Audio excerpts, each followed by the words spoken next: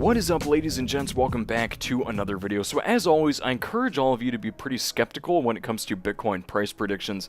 Obviously, there are a lot of very lofty price predictions, such as the price prediction released by McAfee, and let's see how many times I can say price prediction. I like to get a bit more of a well-rounded approach when I look at Bitcoin price predictions, and really, I think that this article is a bit more realistic, okay, and this research provided by not only Frank Holmes, the main article contributor, but Morgan Stanley, okay, some big names like Tom Lee of Fundstrat, they are all kind of scaling back their predictions just a little bit, okay, just a little bit. But on the flip side, they have provided some really good analysis, and they are, honestly, in my opinion, providing a pretty realistic look into a possible Bitcoin price bottom. So that is to say, you know, the lowest that Bitcoin will fall. Let's look a bit further, okay, and look a bit closer and see what the professionals have to say, alright? So Frank Holmes starts out by saying, in last week's Investor Alert, our investment team shared with you a report from Morgan Stanley, a very big name there, that says Bitcoin's price decline since December mimics the NASDAQ tech bubble in the late 1990s, which I honestly have to agree with. It is fairly similar. However, it's much faster. This isn't earth-shattering news in and of itself. The main difference is that the Bitcoin rout happened at 15 times the rate as the tech bubble, so as I said, it was much more rapid. Morgan Stanley has some good news for Bitcoin bulls, however. The 70% decline is nothing out of the ordinary, and what's more, such corrections have historically preceded rallies, which I agree with that also. Just as the NASDAQ gained back much of what it lost in the subsequent years, before the financial crisis pared losses even further, Bitcoin could similarly be ready to stage a strong recovery. One research firm, in fact, believes Bitcoin and other digital coins, or altcoins, have likely found a bottom. New York-based Fundstrat, headed by strategist Thomas Lee, or Tom Lee, issued a statement to investors saying that, though a cryptocurrency bull market isn't necessarily underway, the worst of pain could be largely over.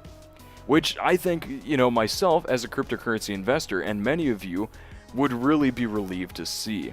I don't think really that people expect huge gains too soon. However, I personally know that I would love to see a bit more stability come to cryptocurrency and, you know, a little bit more of a solid bottom. Because a lot of uncertainty causes people to become uncomfortable and, you know, it causes further sell-offs, of course. So Fundstrat research shows that periods of cryptocurrency consolidation, or purgation, interesting word there, that's the word of the day I guess, generally last 70 to 231 days. Bitcoin hit its all-time high in mid-December. Taking into consideration Fundstrat's estimates then, it's possible the bear market could conclude. In the meantime, Lee writes, altcoin investors should stick with larger cap cryptocurrencies such as Bitcoin, Ethereum, and Ripple. And that's a sentiment that I kind of agree with there. I do think that it's honestly easier to get a good return if you are sticking with a larger cap cryptocurrency, as they are generally more stable. Also, having a higher volume definitely can't hurt. But how does this play out in the long term? It's helpful to compare Bitcoin and NASDAQ, as Morgan Stanley did, but what about comparing the current cycle with one from the past? In June of 2011, Bitcoin peaked at nearly $30 and found a bottom of $2.02 5 months later, in November. It would be an additional 15 months before it returned to its former high. This might seem like a long time to some, but investors who managed to get in at the bottom would have seen their position grow more than 1,300%, which is pretty substantial. So can Bitcoin do the same today? Obviously no one can say for sure, but what I can say with certainty is that Bitcoin, like all digital coins, is highly volatile. Plus, there's not quite 10 years worth of data, meaning it's been difficult to identify trends, unlike in the NASDAQ and other markets. Cryptocurrencies are also currently facing tougher oversight from several world governments and central banks, not to mention Facebook and Twitter's ban on ads promoting them.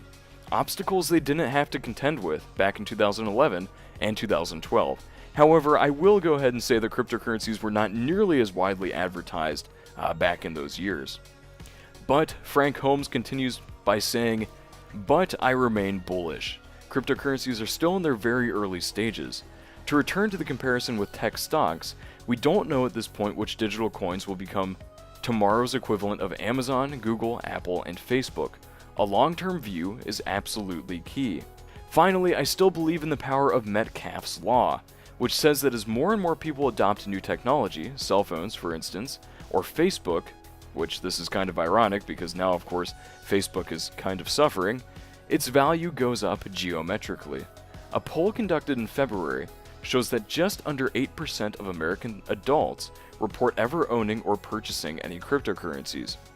Market penetration, then, hasn't been as pervasive as some might expect, but as people increasingly become more confident in dipping their toes in the space, demand could rise, and with it, prices. Which is exactly what we saw back in December. So anyway, folks, I definitely agree with this. I think that a long-term outlook is absolutely key.